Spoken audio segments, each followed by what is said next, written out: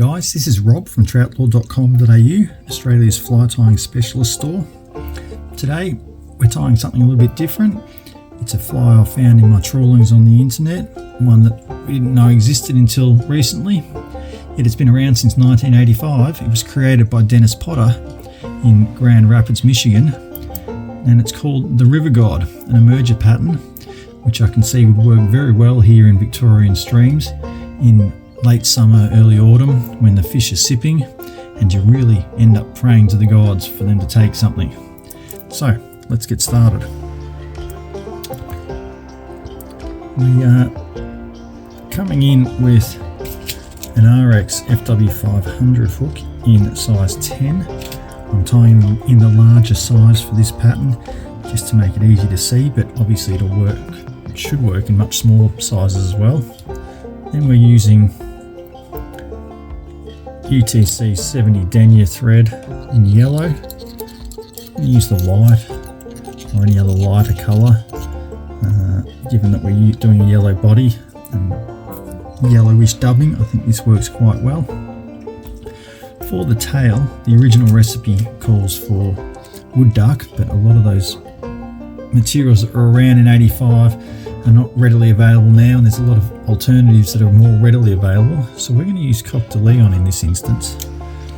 And take one of these larger feathers and preen back a bunch of fibres 90 degrees to the stem, peel them off, capture them at the base so that we can pull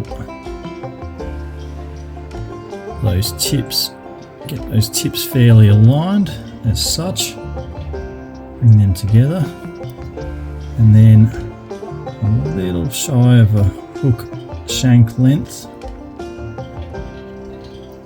we'll capture that, pulling up as we wrap forward so it doesn't spin around the hook shank, and then one wrap on the bare shank underneath, so that way we're not putting pressure on the feathers itself, and we trim that off. That'll allow us to wrap quite firmly back down without fear of them spinning around the shank. And the body is created with a yellow floss. We're using Oval's pure silk floss here in the 534 colour. It's one of the many yellows that they do. So I'm going to tie that in before the second part of the tail, so it's in and out of the way. We'll capture that, run our thread up the hook shank the whole way and back down. That adds a little extra bulk onto the body. Then for the shuck, or the second part of the tail, and for the wing, we're using Vineyard's Antron yarn just in a white colour, and we're going to tie in one long piece that'll work for both and leave it tied in. So we'll capture it like so at the rear, and then wrap down to where that tail starts, and then we'll start wrapping forward as we go over that antron up to the top. Put one wrap over the bare shank to secure it, and then even it out with a few more wraps up and down. We're going to leave this tag out here because that's going to become our wing a little later on, but I will just shorten that off for now so it's not completely in the way.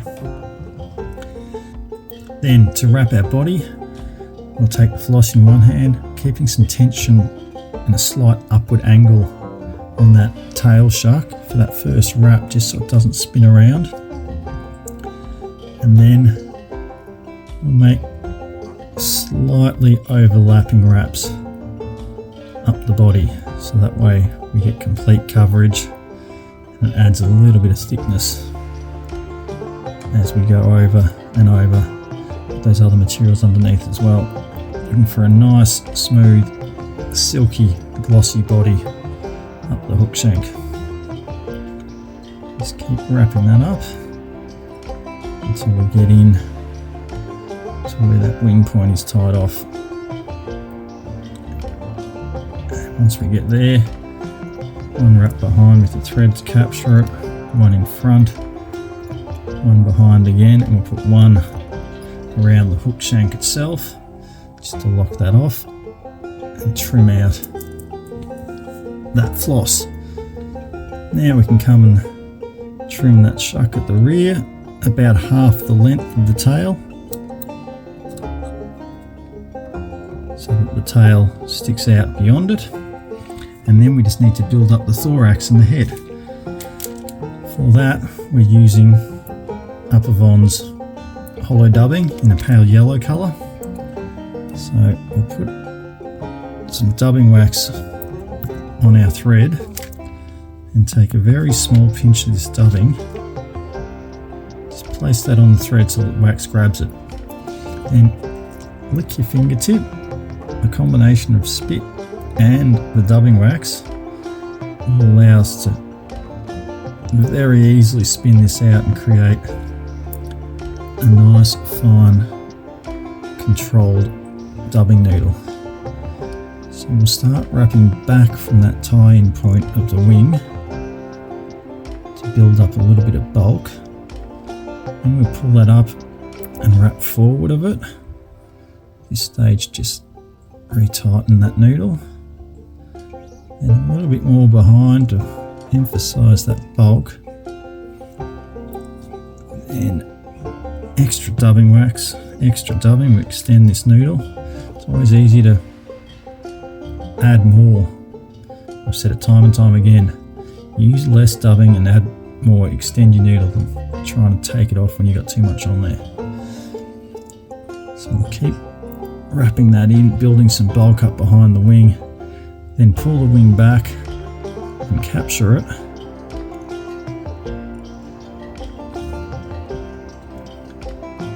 And we just want to extend that dubbing needle again so that we can totally seal in that wing and get the angle set back nicely.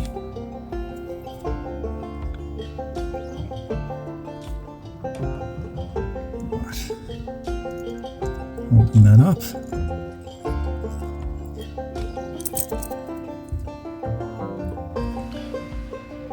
Build up quite a nice large head on that. Then pop a half hitch just to lock everything in place. We can come in and just trim out all those fuzzy bits from the dubbing. A little bit wild with that hollow dub. Once that's done, a couple of 3 or 4 turn whip finishes, and that will take care of that. Trim out that thread, and then cut our wing to length at about the spot where it meets up with the shuck. And there you have it. Really quick and easy to tie. As you can see, it's got a fairly slim look to it. There's plenty of materials in there that are going to float on the surface. So give that one a whirl. Add a few to your fly box. I'm going to be fishing that this autumn, that's for sure. I'd love to hear how you guys go.